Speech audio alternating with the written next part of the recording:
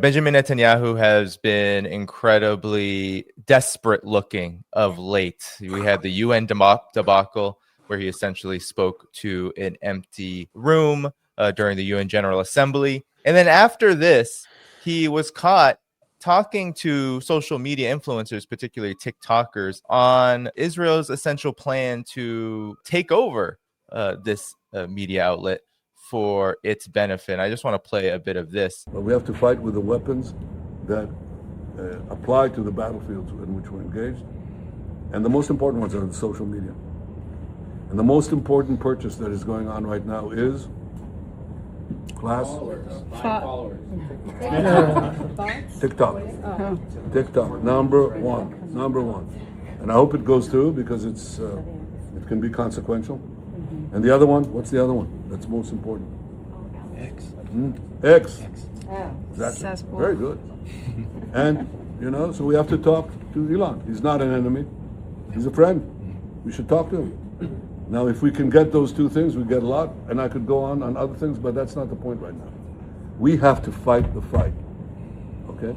To give direction to the Jewish people and give direction to our non-Jewish friends or those who could be our friends. Are we going to succeed with everyone? No. Will there be a strong counterpart? Yes. This whole sale of TikTok is, for Israel, a hugely important component of it waging a more effective war, because what essentially Netanyahu is also ceding there is he says fighting with the sword isn't very effective. We've seen hundreds of thousands of Palestinians be killed by essentially Israel and U.S. and UK-backed sword, but it's not effective. What's needed is TikTok and social media and the rest to be taken over. So Netanyahu's made a stunning self-indictment as usual, without meaning to, but the whole concept of the takeover of TikTok was based on a false premise that the Chinese were stealing the data of, American teenagers who were doing like dance acts on TikTok and hot takes and whatnot, viral videos, totally fake. That was engineered to get us under Joe Biden's administration. It began and continued under Trump. So you can see the bipartisan U.S. Congress and Senate working on behalf of Israel. So it was totally disingenuous. There was no Chinese threat on TikTok. And what you have now, you can see the end game of it. And so Israel's soft power has tanked, basically. It's not only tanked in the West, but it's also tanking among even the Jewish diaspora or the international Jewish community. They can no longer rely on the promise that Israel is the safest place on the planet for Jews to have a homeland, etc. And a lot of that can be held at the feet of Benjamin Netanyahu. The other thing that I think is interesting is how he appropriated the term woke right. And where that term originated from is interesting. In the aftermath of October 7th, and you had Ben Shapiro and other sort of Zionist mouthpieces flooding social media, warning of all sorts of, day of rage, Islamic sleeper cells are going to rise up and so forth. Even Charlie Kirk himself was trafficking in those same, that same sort of hysteria in the United States.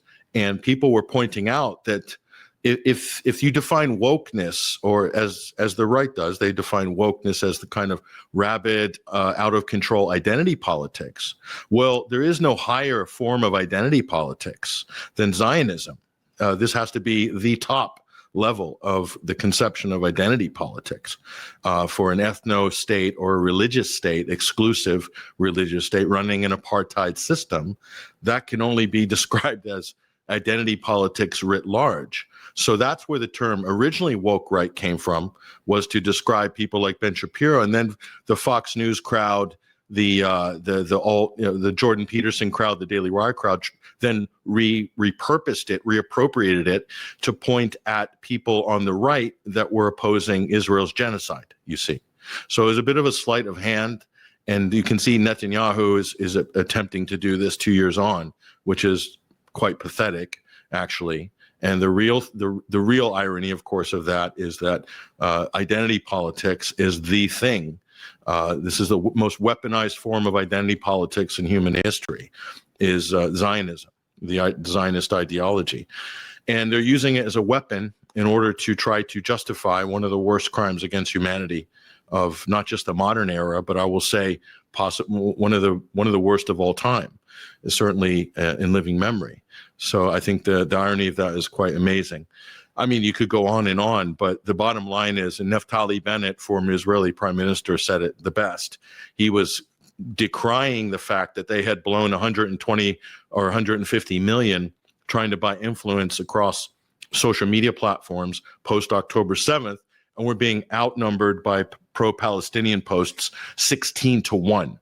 16-1. And I'll tell you, Palestine didn't spend any money to get that margin of victory in terms of hearts and minds across social media. You have 60% of Generation Z Americans saying that they are far more in favor of Hamas than they are of Israel. And I think that this has something to do with why Netanyahu sees the sale of TikTok as such an important weapon for itself in this time. What's your take on this, Larry? It goes through the broader change and revolution with respect to media narrative control. You know, I spent a brief stint during my time at CIA working on what they call covert action, how you plant stories to try to further a narrative. In this case, I was working in support of to counter the Soviet invasion of Afghanistan. And, you know, with something like that, it was easy to portray the Soviets as the bad guys and us as the good guys, even though that wasn't really the truth. But, you know, the narrative worked. You know, the three of you are really too young to remember the Exodus influence. And the movie Exodus with Paul Newman came out in 1960, 61. But it was around a lot on television during that period. And it pushed this entire David versus Goliath narrative in support of the Zionists, that they were these good, humble, just, you know, wanting to plant olive trees and feed the bird kind of people. And these nasty Arabs are running around. And that you know, when you're 10, 11, 12 years old, getting fed that propaganda, it's, you know, it has some influence. The media was much, much easier to control back then. I just used these statistics earlier with Judge Knapp. In 1968, there were a total of 54 million people that watched the three largest news broadcast stations in the U.S., CBS, ABC, NBC. Of those three, CBS with Walter Cronkite accounted for 28 million people. In August of 2016, those three stations, plus Fox News, CNN, MSNBC, combined, had an audience of 27 million. Even though the United States population from 1968 to 2016 had increased by about 140 million people. So we had far more people, far fewer watching. So that's why this whole social media space, particularly on the internet, and, you know, with Facebook, with TikTok, with Twitter/X, that has, you know, it has created new challenges for the government to try to control it. And fortunately, as was the case during, you know, the Soviet Union, when they had imposed a lot of restrictions upon what could be printed, what could be published, what could be aired. At that time, a subculture called samizdat grew up, in which surreptitiously articles that went against the main narrative, the popular narrative, were circulating. And so in spite of government efforts to try to control, shape, and dictate what the narrative would be, there was still, it just like, you know, water seeking a way through solid rock. It finds a way. And so that's what we're living with today. We're seeing desperate efforts of the governments in the United States, in Europe, and in Israel to try to control the narrative.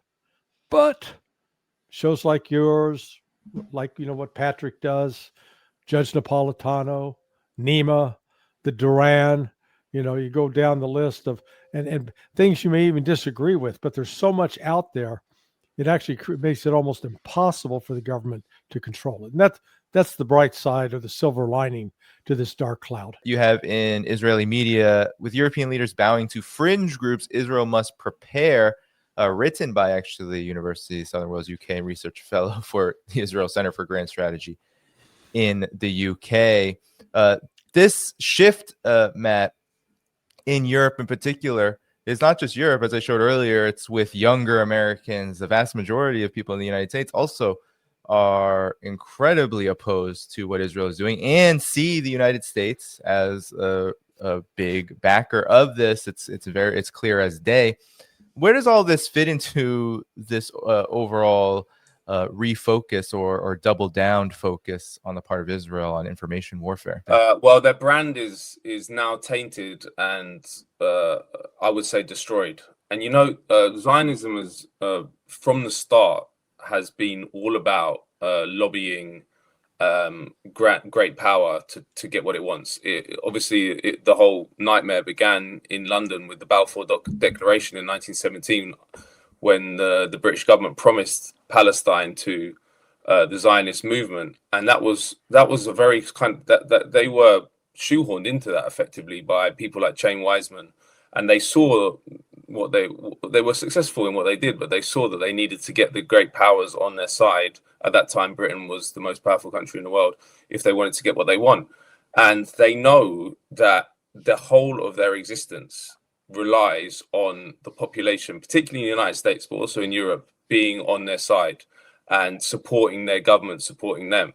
And actually, I think that has the biggest rupture with that strategy ever is now in place. And I believe it's never going to go back, because the other thing is Zionism has also always tried to market itself. Well, it markets itself different to different sectors, but it often markets itself as this progressive force. It's often linked to the history of persecution of the Jewish people. It's linked to progressive ideals like socialism and stuff. Well, lobby groups try and do that. But if you look at what Zionism is as an ideology and as an idea, it's a deeply regressive, supremacist, settler colonial ideology. It's not got anything to do with progressive ideals or progressive sensibilities. And that whole fantasy and mythology, even the term liberal Zionism, which is an oxymoron, and used a lot, it's unsustainable now, and it's never going back. So that's why, and actually I think Netanyahu's going to find that out, because I actually think he's sincere when he says that he thinks that getting hold of TikTok through Larry Ellison will will be consequential and get the population back on side. But I think he doesn't understand that it's gone way too far.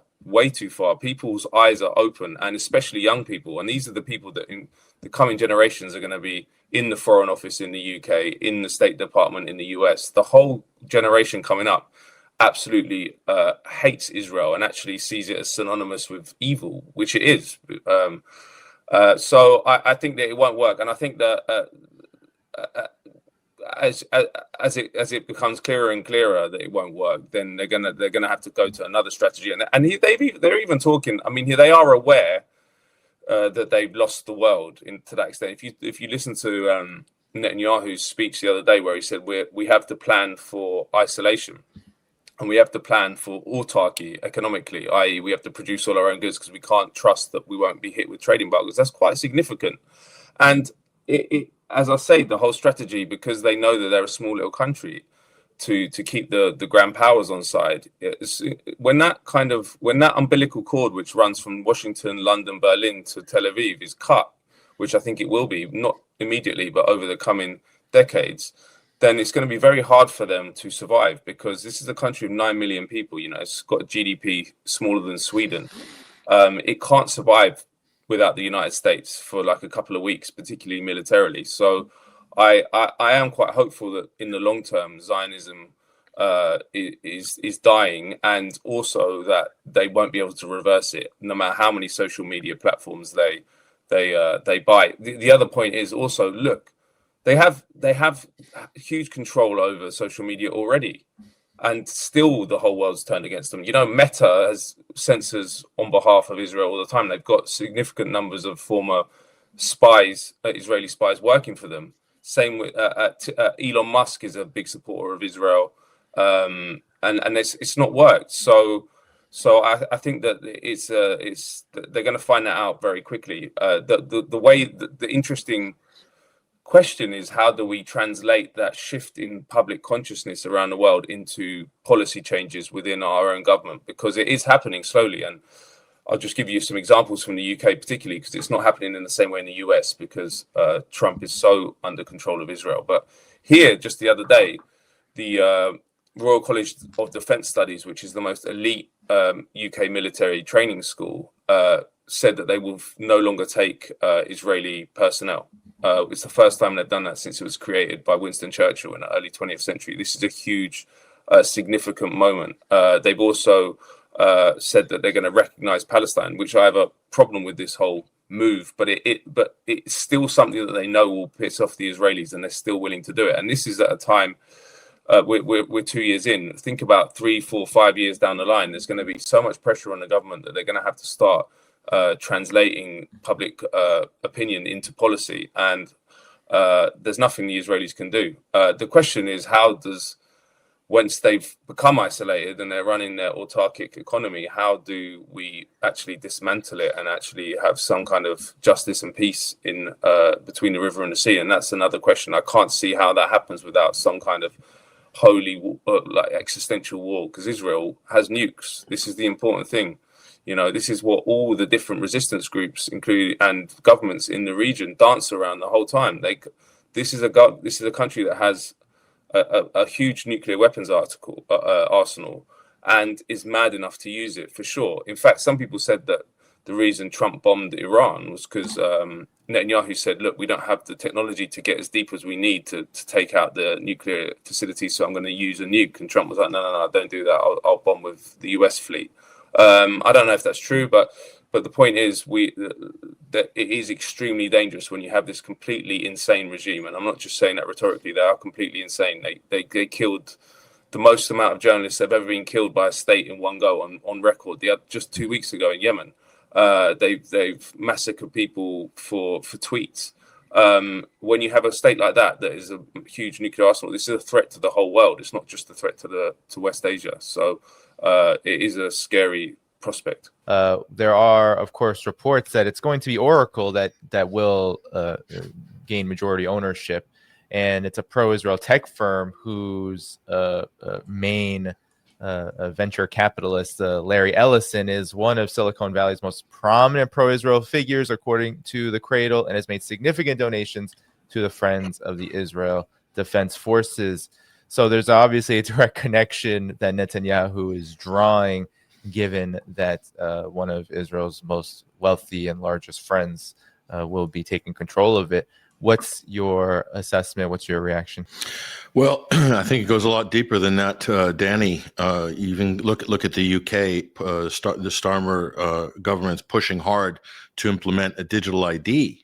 And who is the front man for this project? In fact, who's been the front man for the digital ID in the UK since long before Keir Starmer was sworn in as prime minister is Tony Blair.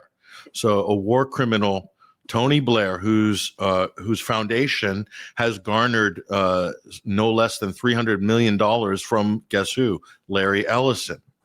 So clearly there's an interest with Larry Ellison, Oracle, and this sort of tech empire to run the back end for databases for this new digital ID program, which basically will be ubiquitous across all systems, and centralizing a centralized node for every sort of citizen.